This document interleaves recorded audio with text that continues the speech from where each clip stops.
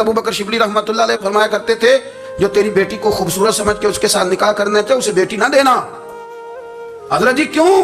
فرمایا حسن تو تھوڑے دن کے بعد ختم ہو جائے گا، پھر وہ اس کی قدر نہیں کرے گا، وہ تو کہیں اور منہ مارتا پھرے گا۔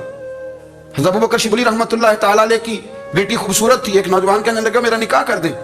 آپ فرمانے لگے پتر تو 1 مہینے کے بعد آنا، کر دوں گا، بڑی موٹی تازی خوبصورت صاحبزادی۔ تو حضرت نے اسے دوائی کھلائی، اسے پخانے لگ گئے، جو پخانہ کرتی ایک مٹکے میں سنبھال دیتے۔ تھوڑا وقت گزرا تو وہ ہڈیوں کا پنجر بن گئی، مہینے بھر میں دست اتنے آئے کہ کمزور ہو گئی۔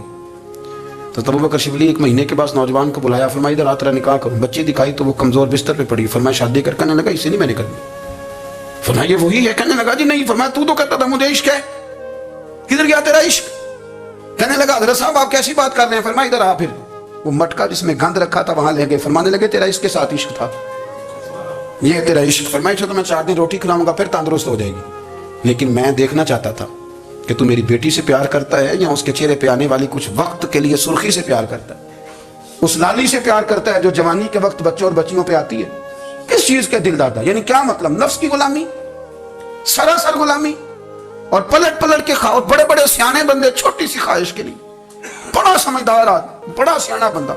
میں ایک بڑے بزرگ عالم تھے، میں ایک دفعہ ملنے گا تو پائے پکا رہے تھے، خود پائے پکا رہے تھے، تو وہ بڑے پیار کی بات ہوتی ہے نا جی، تو تامت باندھی ہوئی اور بڑی جناب خستہ حالی، اور وہ پائے پکا رہے ہیں۔ تو میں نے ان سے کہا، میں نے کہا حضرت جی پائے تو کسی اور نے بھی پکا لینے تھے، آپ بخاری لے کے بیٹھتے، چلو میری طرح کا کوئی بندہ آپ سے استفادہ بھی کر لیتا۔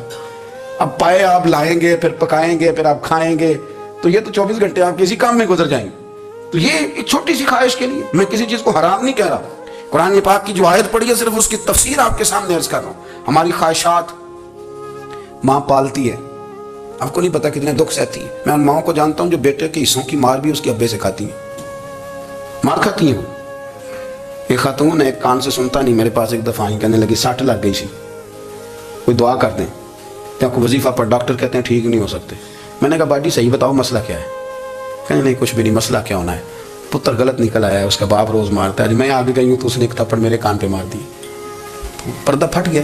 مائیں مار کھاتی ہیں، لیکن وہ پتر جس کو بڑی محنت سے پالا ہے، وہ جوان ہوتا ہے تو اماں سے کہتا ہے تجھے چھوڑ دینا ہے، پر جس لڑکی سے میرا ٹیلی فون پہ رابطہ ہے اسے نہیں، میں نہیں چھوڑنا، وہ نہیں چھوڑ سکتی، ہر شے کچل جاتا ہے وہ۔ اماں کبھی لیٹ کے رات کو سوچتی ہے کہ یہ تو میری کل کمائی تھی، میں تو آج بھی اس کے حصے کے تھپڑ اپنی گالوں پہ برداشت کر لیں گے، تو یہ کدھر گیا؟